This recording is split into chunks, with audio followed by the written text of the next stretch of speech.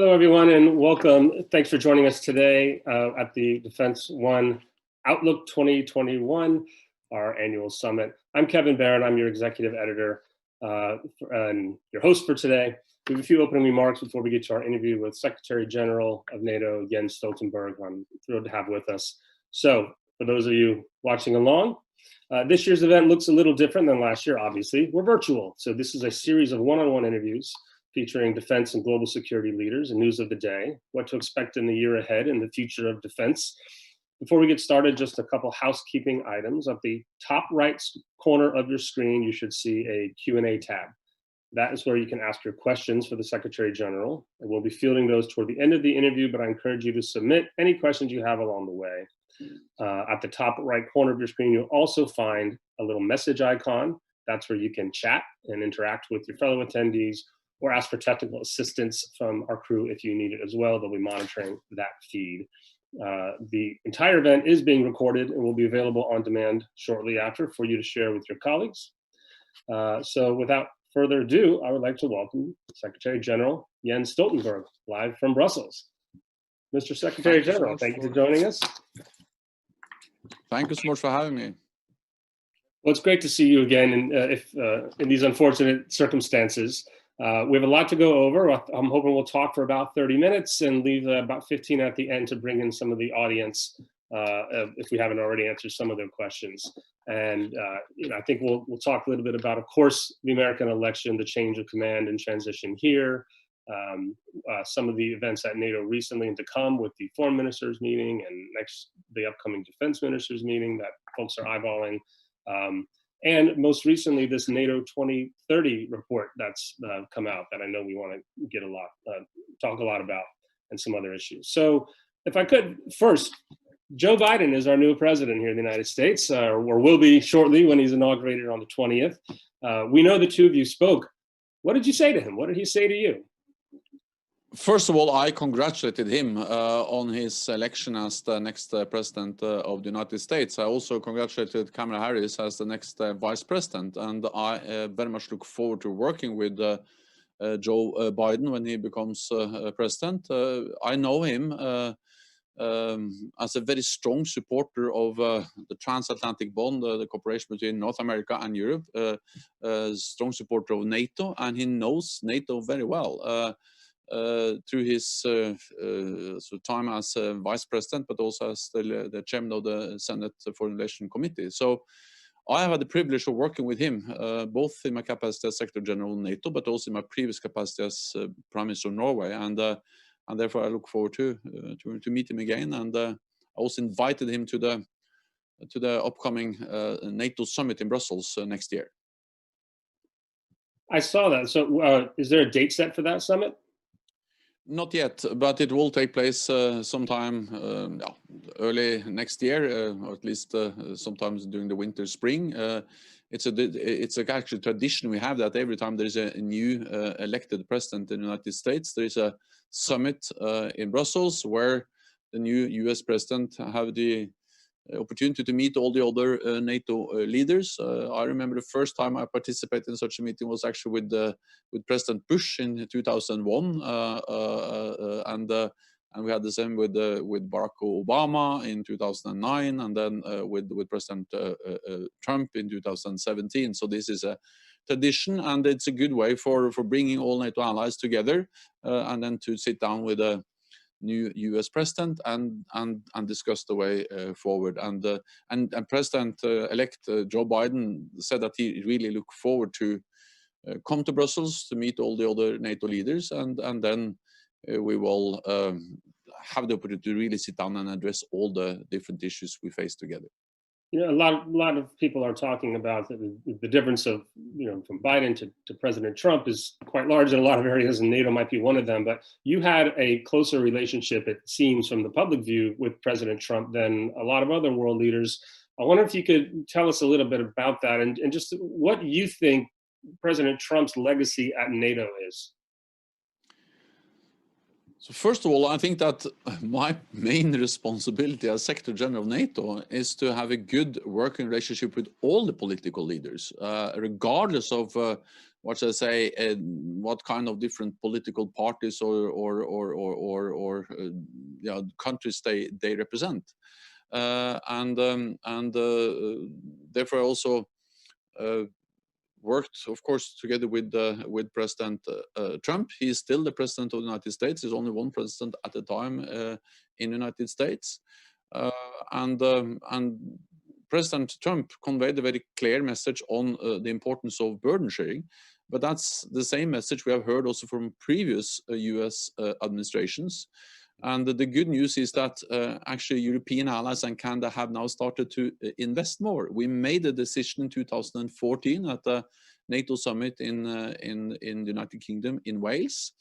And since then, we have seen that after years of cutting the defense spending, all European allies and Canada have started to increase, and more and more of them now meet the 2% target, also spending 2% of GDP on defense. So I think for the United States, but in particular for President Trump, this has been a key issue. And the good news is that we are making progress. There's still a long way to go, but a very different place. A lot of progress compared to where we were back in 2014 when the decision was made. One of the reasons I lead with asking about the American president, I mean, I know it might be uncomfortable for some. You've handled these questions for many years, I think, quite well. But the idea that because of Trump, at least, there has been less than perfect unity among NATO allies that there have been in the past. That, him coming in and putting that pressure, if you recall back to London last year and previous summits before then in Brussels, people were writing commentaries and opinion pieces that with one fell tweet, Trump was going to disband the entire NATO alliance. And yet here the alliance is, here you are outlasting one American administration. But one of the outcomes, I think, of that is this NATO 2030 report. So if I can get you to we'll start talking about this. The report said that the reason that there was a report is because it was the NATO members last year in London asked for it, right? They asked for a report that was not really about NATO's military capabilities, but was about its political unity and political cohesion and what to do going forward. That seems like a pretty extraordinary ask in its own right. And I think back to yourself a few years ago, came to the United States and did a little bit of a tour of the US to convince Americans about the importance of NATO and a real basic, just this is what NATO is, this is why it's important. Now it seems we're about one level up from that, convincing allies. A group has to come together to write a document to say still important, and still cohesion is still what we want. So tell us about what that document has recommended. There was like 138 recommendations. What are the highlights for you that people should be looking at that are most important? So first of all, NATO is the most successful alliance in history because we have been able to change when the world is changing. And NATO 2030, the project I launched after I was tasked by heads of state and government to have a forward-looking process in NATO about also how to make NATO future-proof for the next decade and beyond. NATO 2030 is about how to make sure that NATO continues to change. For 40 years, NATO did one thing, and that was to deter the Soviet Union. And then the Cold War ended and the Berlin Wall came down. And then we started to do something very different. We actually helped to end the bloody wars in the Balkans, in Bosnia and Herzegovina, in Kosovo. And after the 9/11 attacks on the United States, we went into something new again. We have been at the forefront of the fight against terrorism in Afghanistan, in Iraq, as part of the global coalition to defeat Daesh and elsewhere. And then after 2014, the Russian illegal annexation of Crimea, we changed again. We have implemented the biggest reinforcement of our alliance, our collective defense, in a generation, with battle groups, with increased defense spending, with higher readiness of our forces. But we need to continue to change. And that's what NATO 2030 is all about. The report from the group, the expert group, I welcome that very much, but that's one input into the broader project of NATO 2030. I will now consult with allies. I will then, based on that, put forward my strategic level recommendations for the heads of state and government when they meet at the upcoming NATO summit next year. and it's too early to tell what exactly those recommendations will be. But what I can say is that my objective with NATO 2030 is to make sure that we remain a strong military alliance. That's about investing in defense technology. That we become a stronger political alliance, also to be able to address differences. There's no way to hide that there are differences between NATO allies on a wide range of issues. But then we need to sit down, come together, consult, and try to find ways forward despite our differences. And thirdly, it's about how to make NATO having a more global approach. NATO should remain a regional alliance, North America and Europe, but we need to realize that the threats and challenges we face, they are becoming more and more global. Not least the rise of China, the shifting global balance of power has an impact on all NATO allies, the United States, Canada, but also Europe.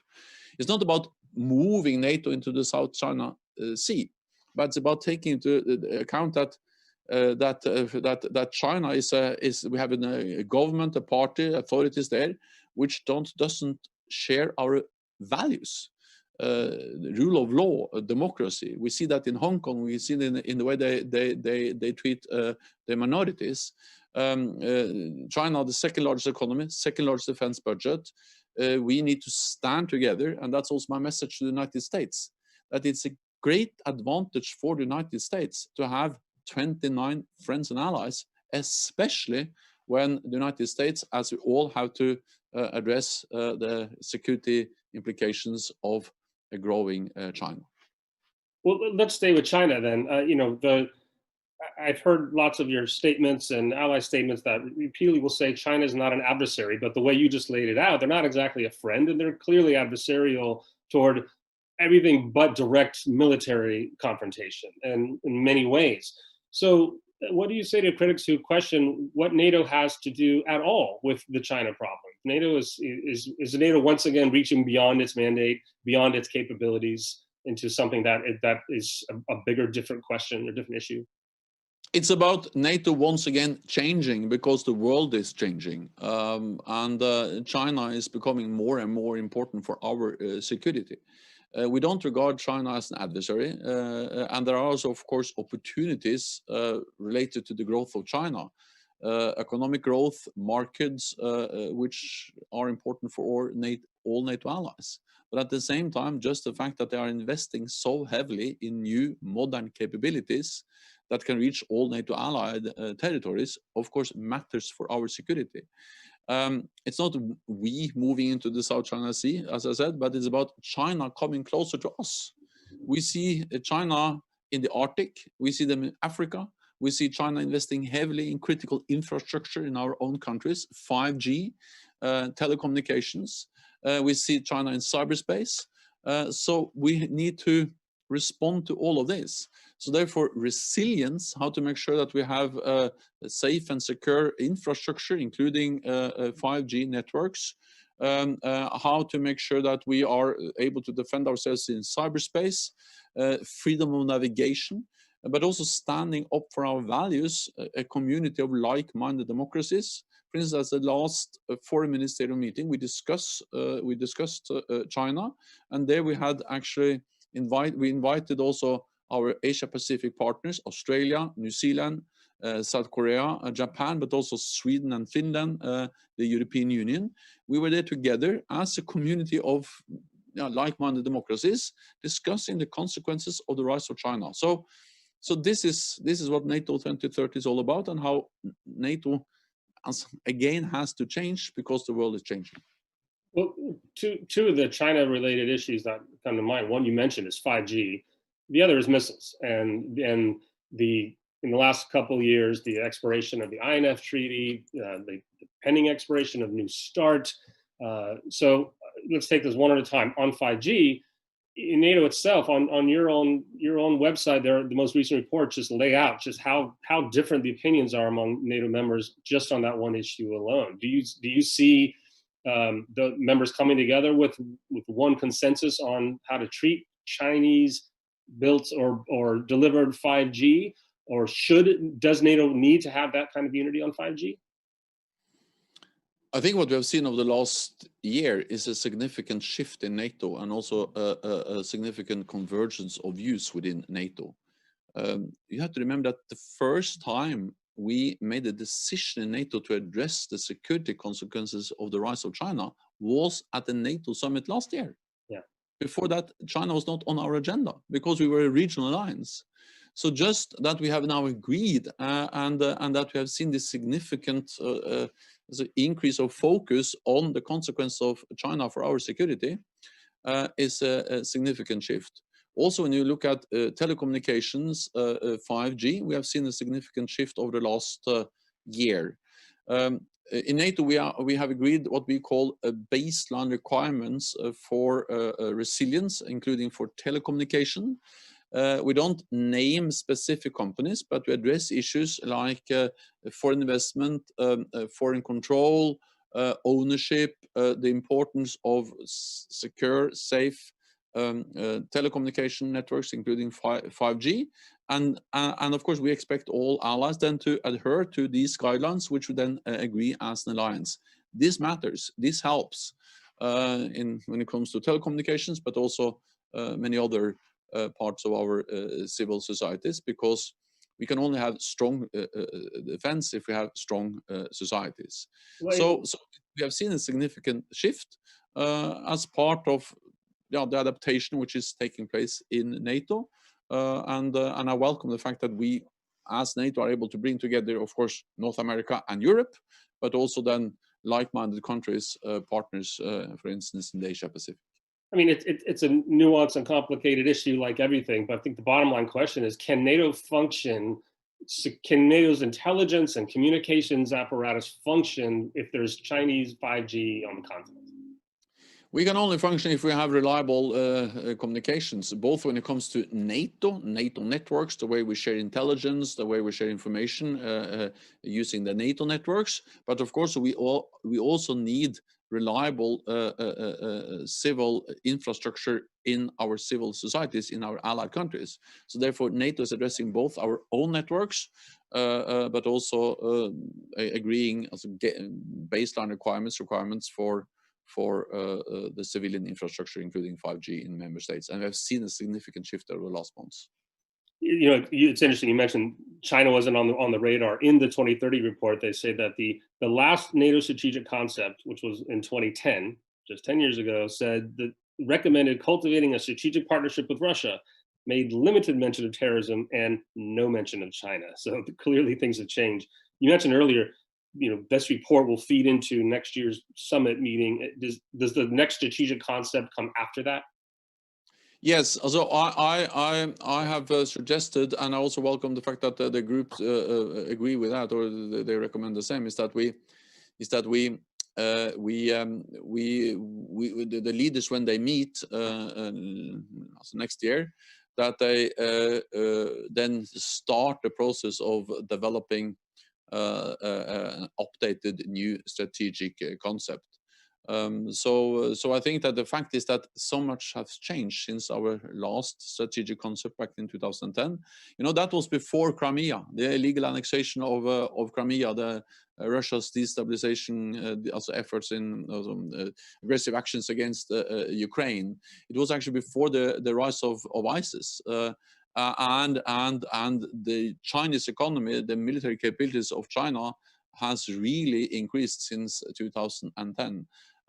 We have more cyber, we have more hybrid, we have many new challenges which we didn't address in a sufficient way back in 2010, because the world was different. That's the reason why we need NATO 2030 and why we need to continue to change, and why we also, I think the time has come to update our strategic concept. Last question, I think directly China related, on missiles. As I brought up earlier, New START expiration is on the horizon next month, the month after. There's pressure on the Biden administration to come to a quick agreement with Putin to extend that at least. But when I last spoke to you, it was shortly after, or right before, I think, the INF was to expire. And you said something then that stuck with me, which was, you know, a far different perspective from those of us on this side of the Atlantic, that you grew up under the umbrella of protection that these agreements provided. This was not an arms control on paper concept. And things have changed in this world too. There are different types of missiles, faster missiles, potentially with nuclear warheads on them, that Russia says it is fielding, not just testing. China has not been a part of that.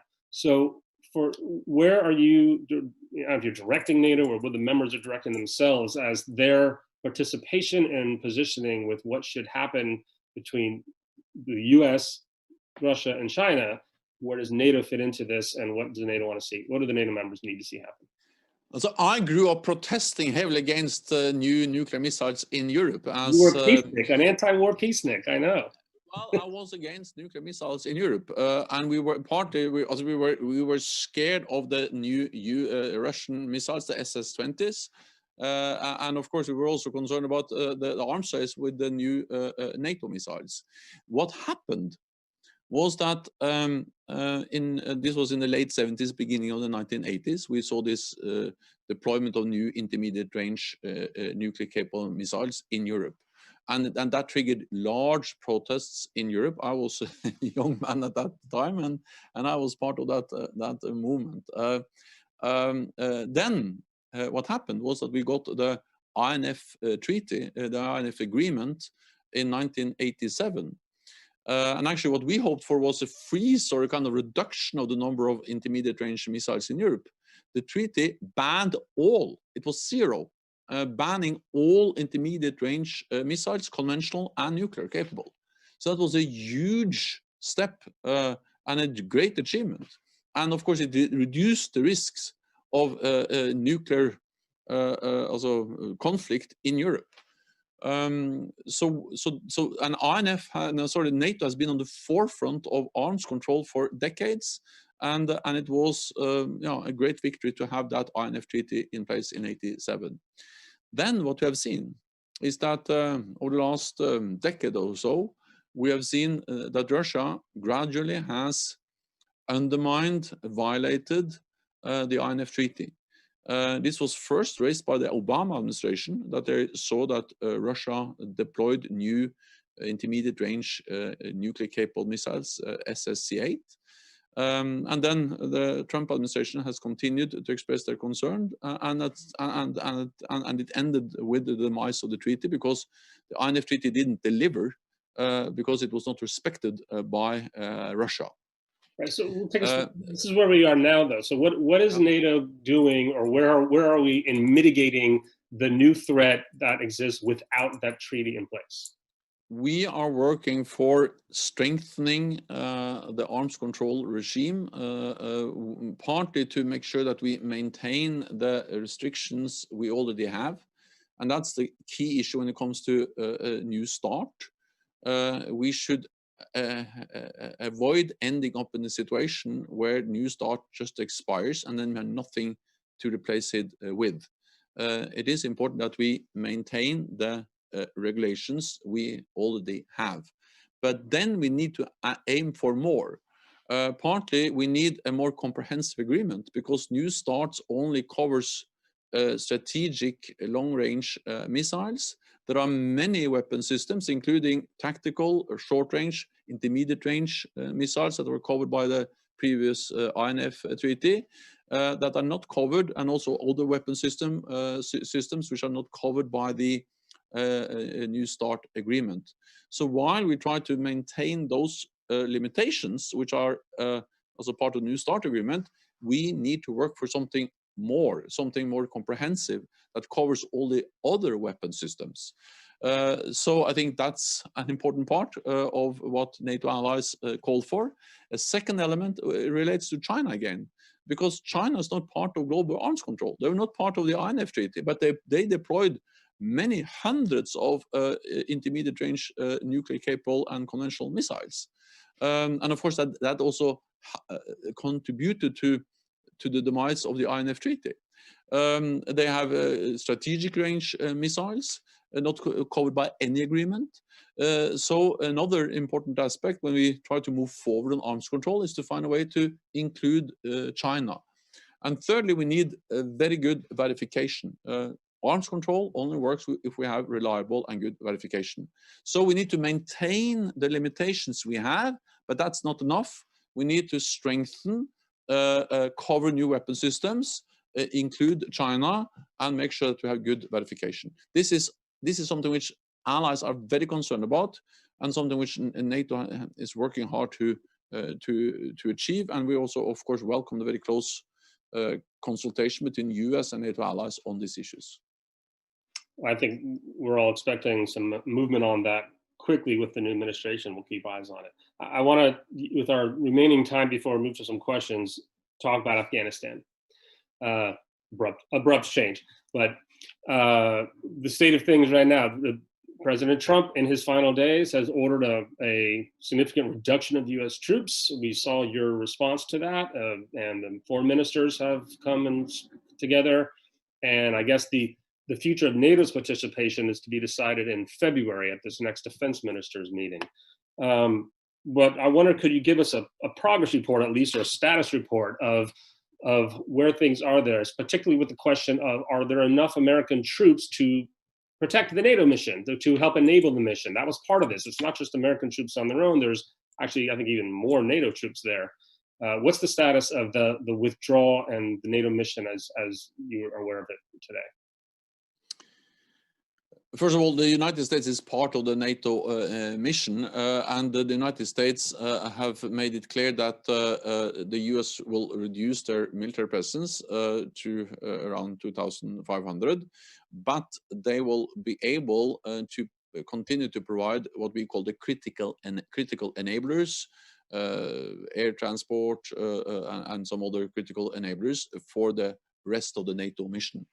And based on that, the other NATO allies, Germany, Italy, Turkey, United Kingdom, and many other allies and partners, they decided that they will continue to stay. And as you alluded to, there are now more non-US soldiers in Afghanistan than there are US soldiers.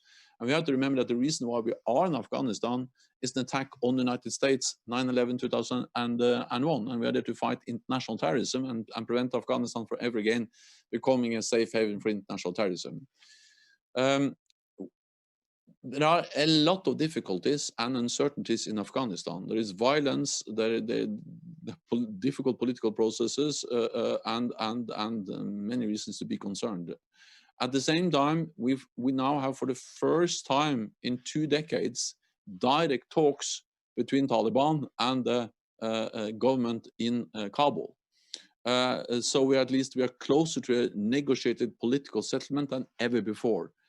It's a fragile process. It is no guarantee for success, but it is the only path towards a peaceful solution. Therefore, NATO strongly support the peace talks which are now taking place in Doha, the inter-Afghan negotiations. In the US Taliban agreement that facilitated or initiated these inter-Afghan negotiations, it is stated that all international troops must be out of Afghanistan by the 1st of May. So, meaning that early next year, conditions are met, if the Taliban meets their conditions. Yeah, so the big issue that we have to address at the NATO Defense Ministerial meeting in February is, has Taliban met those conditions? Is the time right to start a full withdrawal? I cannot give my recommendations on that now because we need to see. But what I know is that there is a price of staying and there is a price of leaving. And there is a risk if we stay, because if we stay in Afghanistan, of course, we risk more fighting. We risk a continued military involvement in a difficult conflict where we have already been for almost 20 years. But there's also a price if we leave, and a risk, because if we leave, we risk losing the gains we have made. We risk that Afghanistan once again becomes a platform where terrorists can train, organize, finance, and conduct terrorist attacks against our countries. We are there to protect ourselves, and not only against Al Qaeda, but we also see that ISIS, they try to get to establish themselves in Afghanistan, and it would be a great tragedy if the terrorist caliphate they lost in Iraq and Syria then re-emerges in Afghanistan.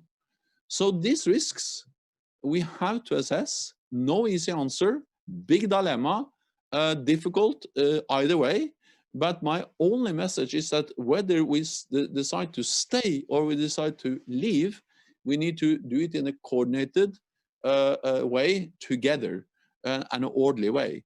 Because if we see a rush to the exit, if we leave in a disorderly way, that will be the worst option anyway. So we need to act as one unity. We need to organize and coordinate between ourselves, whatever the decision will be at the end. So I'm hearing, to clarify, that at the moment there are enough still U.S. troops enabling the rest of the NATO mission. Yes, and that's also not only U.S. is saying that, but also our military commanders in Afghanistan says that with the significant presence of non-U.S. troops in Afghanistan, and then with the U.S. troops, altogether around 11,000 troops, we have enough military presence to continue the mission. But again, we need to make a decision early next year, defense ministerial meeting at the end of February next year, whether we continue to stay beyond the 1st of May, and then we have to be prepared perhaps for more fighting, for a more demanding and challenging situation compared to what we have now, or whether we leave with the risks and the challenges connected to leaving. So I'm only saying that we are faced with a very hard and difficult dilemma, and we need to consult closely. And I'm of course prepared to sit down with the new Biden administration to go into these very difficult decisions. There's no black and white. There's no easy answer, but we need to make those decisions early next year. I encourage our viewers watching, send your questions up or get them ready or put them on the feed. I've got a few queued up to put to the Secretary General. My last thought on this is, I was thinking it was in 2011 that I traveled with then Secretary of Defense Robert Gates, to Brussels, and his last speech there, where it was a bit of a fist-pounding warning to NATO members not to pull out too soon, to stay committed to this fight in Afghanistan. And then in the last month, we have almost the opposite. We have the Trump administration trying to pull out, and you leading the NATO charge with these warnings you've just given, maybe all the risks that are involved in pulling out too soon. But the American representative at this February defense meeting, it looks most likely is going to be retired General Lloyd Austin, who's been nominated for the position. There's some opposition to him, but I think it's probably a safer bet that he will be confirmed rather than completely rejected. In which case, the U.S. representative at the meeting is going to be a veteran of Iraq and the Afghanistan wars, a veteran leader of Central Command in charge of all of them. And it'll be an interesting meeting for everyone to keep their eyes on. A lot of us will try to be there for it. One last question for you on this is, forever wars, endless wars. This phrase has become pervasive in American politics, from the far right and from the far left, from average Americans who don't believe in the mission, who are tired perhaps of the war, or maybe are just falling for a political phrase, because lots of polls say Americans, they don't like forever wars if you ask them that question. But when you ask them, do you want forward deployed troops to protect against threats? Oh yes, we do want that. How much is that a part of the conversation at NATO, or a concern for NATO decision making? The notion of not just the American public, but European publics and public support for maintaining troop presences like in Afghanistan or Iraq in the training mission, across into Africa, in the global south, other places that may be coming. The future, who knows what the future holds in Asia, even for NATO. Where does this come into play? How much does it matter? How much does it not matter? How much does it concern leaders who are trying to say, this is the path that we see is needed for our security, when such large portions of populations just aren't buying it, aren't following along? Of course, public support matters. We are 30 democracies, and in the long run, we cannot be involved in big military operations without a minimum of public support. No one wants to stay in Afghanistan longer than necessary. But at the same time, we realize that if we leave too soon, we may pay a very high price. And that's exactly the very difficult dilemma we need to face. I think that the lessons we have learned is that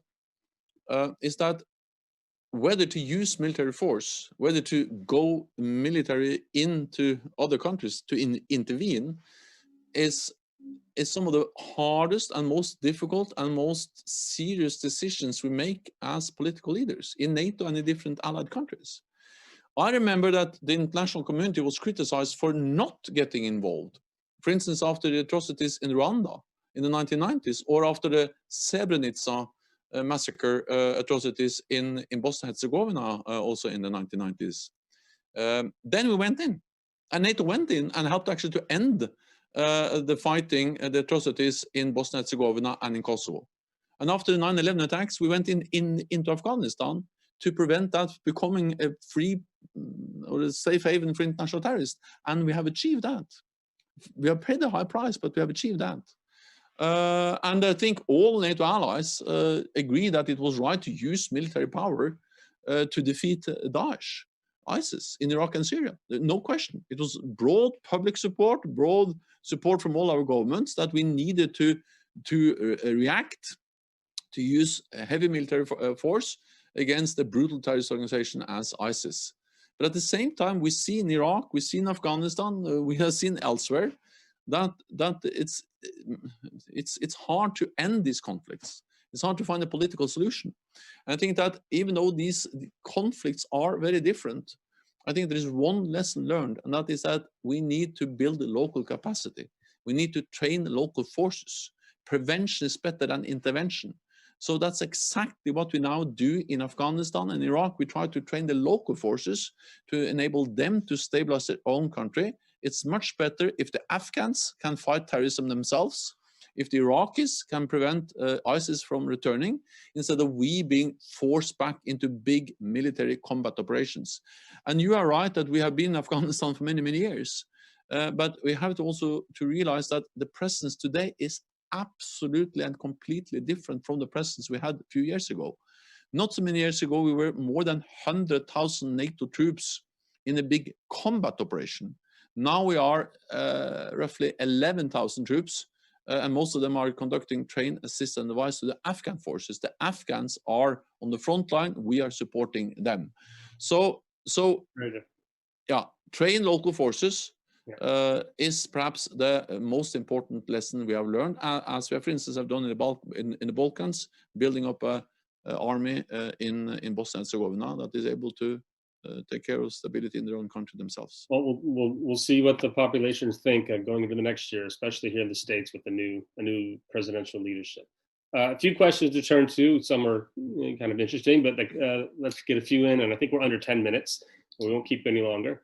One says, back on the China question, is there a NATO consensus or a political consensus on the eventual defense of Taiwan?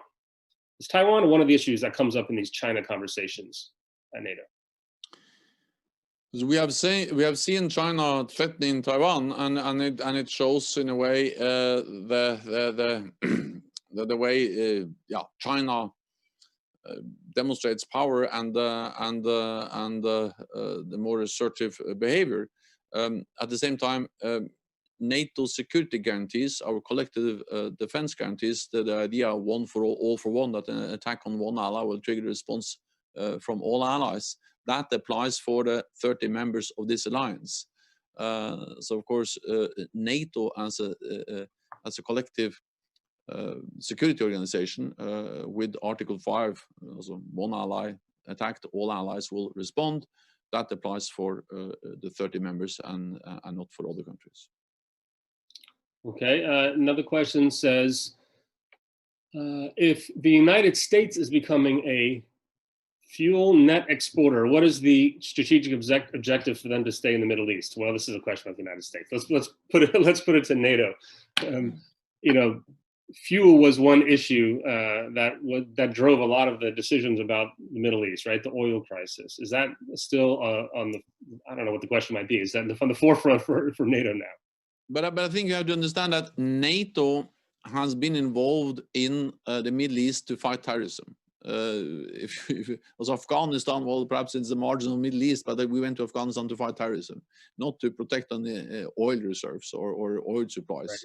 Right. We went in, when it comes to Iraq, for instance, NATO was never part of the first, also the Iraq also military operation in 2003.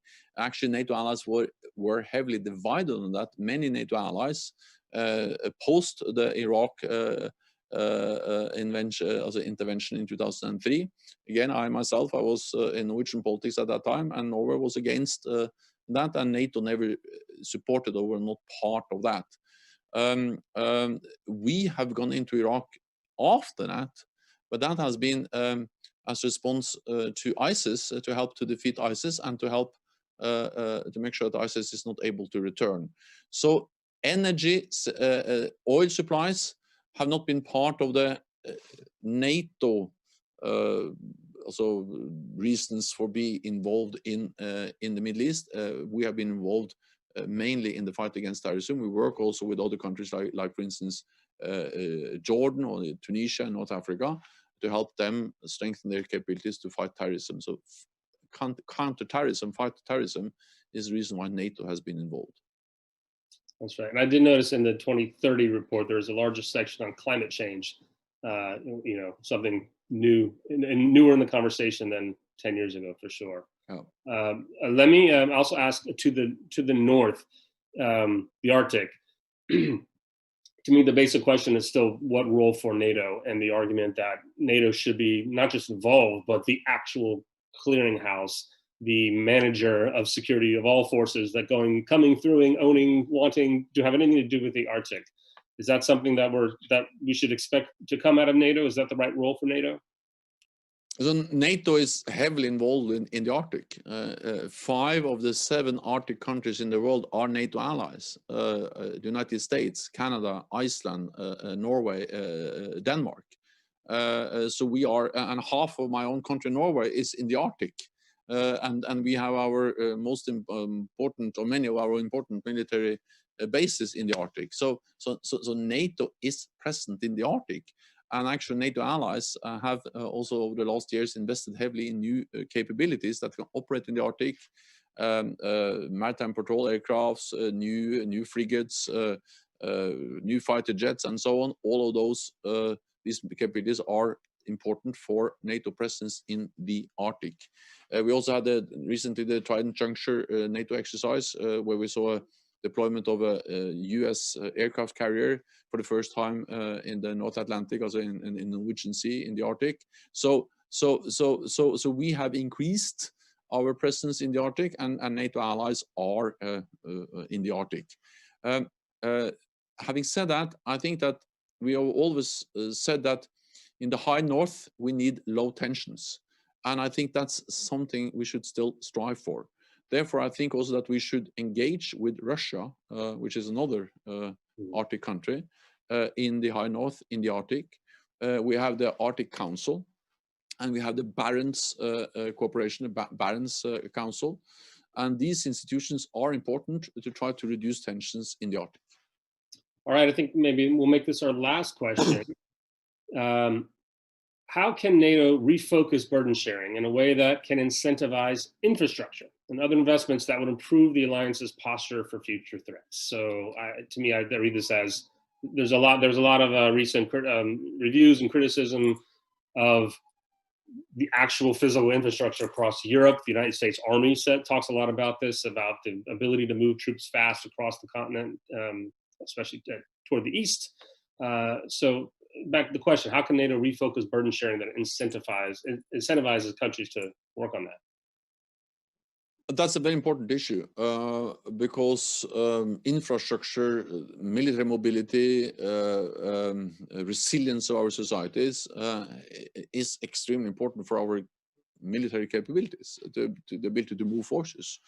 So therefore, we have made resilience an important part of the adaptation of NATO, and we adopted what we call a resilience pledge, and we have identified gaps in civilian infrastructure, including also military mobility, which we have to address. I also welcome the fact that the European Union is allocating money for military mobility, for upgrading infrastructure.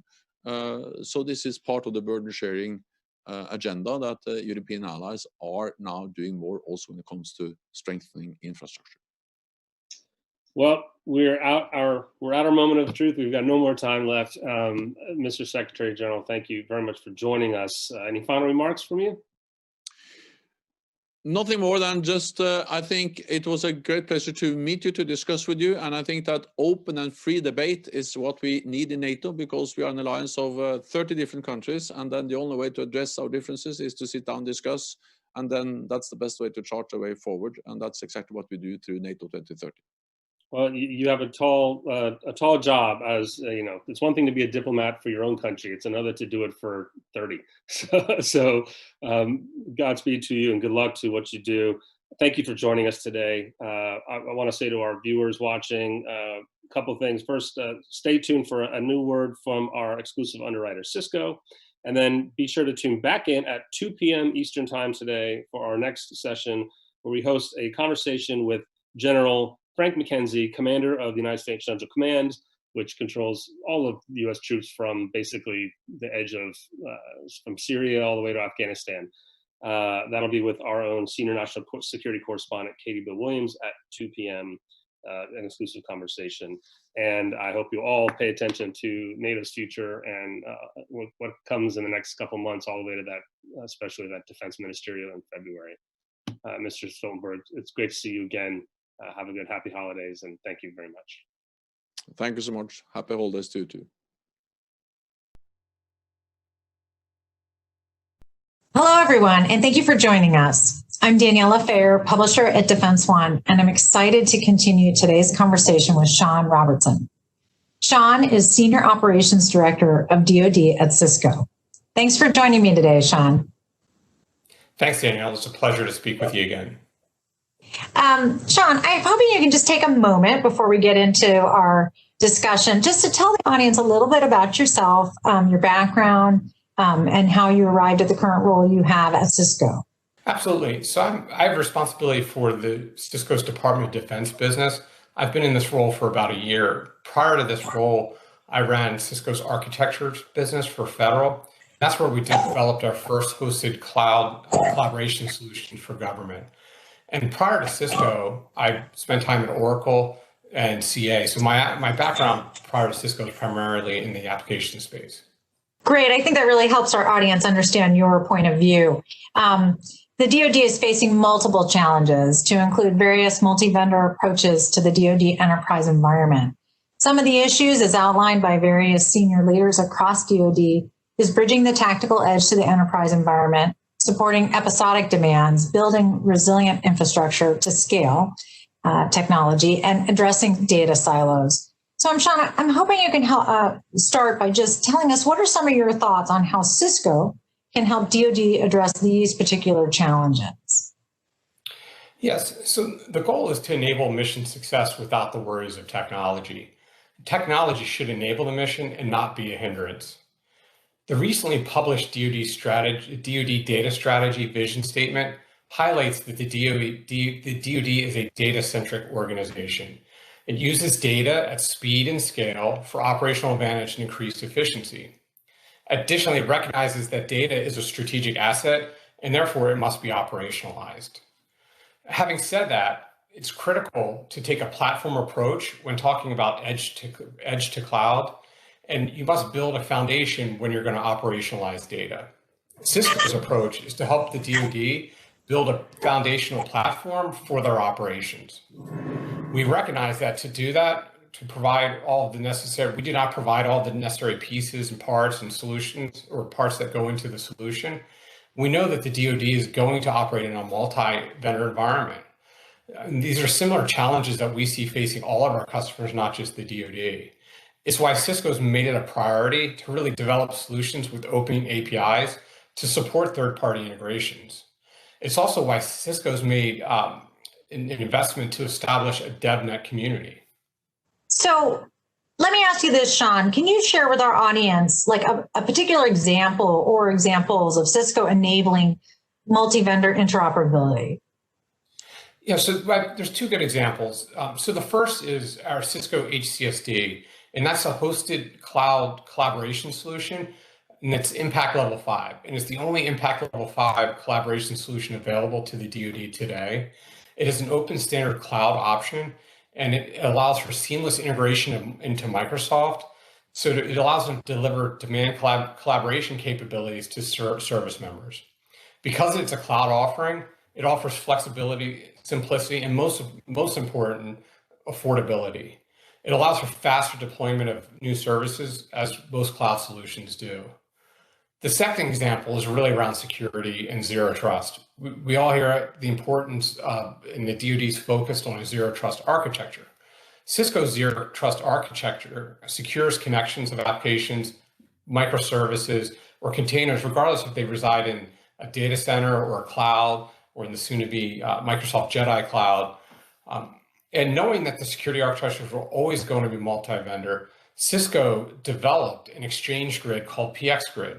And so what PX Grid allows the DoD to do is to really integrate multiple security products, and then allows them to have the ability to share data and work together. This will be a key to the DoD as they move forward with the zero trust architecture. So you mentioned. Oh, I was going to add on to that. We recognize that all of our solutions are going to reside in multi-vendor environments, as we just mentioned with security. We've made a significant investment in the DevNet platform, which I'm in environment and community, what I mentioned earlier. And this allows third-party unique government solutions to be easily integrated into the Cisco platforms. And the commitment to the go ahead. I'm sorry, Danielle. No, that's quite all right. Go ahead. So our commitment to DevNet can be shown by that we've introduced certifications for our DevNet environments into our Cisco networking academies, and the services use our Cisco networking academies as part of their formal training process. Got it. That's what I was going to ask about on DevNet on that front. Does DevNet provide an interoperability platform other than security? Because you're using that as an example. Absolutely. It supports numerous platforms, including networking, IoT, mobility, data center, and collaboration, which I mentioned earlier. Great. So, Sean, give me an example of a DoD customer leveraging these capabilities. I'm sure our audience wants to hear about those pilots out there or programs that are operating right now. So absolutely. So the first one that comes to mind is the virtual pilot ship within the Navy. And that's, they're looking at the weapon systems on the Aegis class submarine. And they use the Cisco platform, which is essentially a cloud deployed on the ship. And it's an open standard software-based platform that allows integration with all solutions. It allows to give them capabilities to the sailors seamlessly and to build ad hoc services. And so it's currently been deployed on an Aegis class ship and is out for testing as we speak. There's been a lot of buzz about 5G lately. I know at Defense One, we're certainly covering it a lot and plan to be discussing it into 2021. How does Cisco play in 5G for the Department of Defense? That's a great question. So obviously it's been top of mind in the DoD, and it's also very much top of mind for Cisco. Often when folks think about 5G, they think about the RF component of it, or the radio frequency component. And what 5G does is it really increases the ability to deliver capabilities out at the edge, but it also allows for additional capacity. So adding a lot more connected devices. Think Internet of Things, right? It's a big place there. With the increase in capacity and the increase in the number of connected devices, the question becomes, will their infrastructure be able to support or provide security and agility to support these additional connections? And what Cisco brings together is our software-defined capability in the networking, along with private 5G, to provide the robust platform that will improve the productivity and efficiency in the critical operations. We're currently engaged in supporting initiatives in 5G in areas around manufacturing today. In some of the other areas where it's going to be very, it's going to help provide solutions to be around warehousing, shipyards, and depots. Sean, to bring us full circle, and I know you mentioned IBN or intent-based networking. How does IBN enable DoD interoperability? Yeah, so an architectural approach driven by intent-based networking, and we talked a little bit earlier about operationalizing data, is really around the mission thread from the edge to the cloud. And this integrated approach will enable the DoD to better manage and control the resiliency, security, and performance when you start talking about delivering services to the edge all the way from the cloud. It helps assure the delivery of highly reliable, available services the DoD requires for successful missions. Well, Sean, I think you and I could probably spend hours talking about this. There's just so much to cover, but I want to thank you for taking the time to speak with me today and share your insights with our audience. I think it's been a very valuable conversation. I certainly learned something. And I want to thank Cisco for supporting this year's Defense One's Outlook 2020 as our elite underwriter. Today's program certainly would not be possible without their partnership. Many thanks to our audience for being with us today. We encourage you to tune in to our other Defense One Outlook sessions and share them with your colleagues who might be interested. Thanks, everyone. Thank you, Daniela.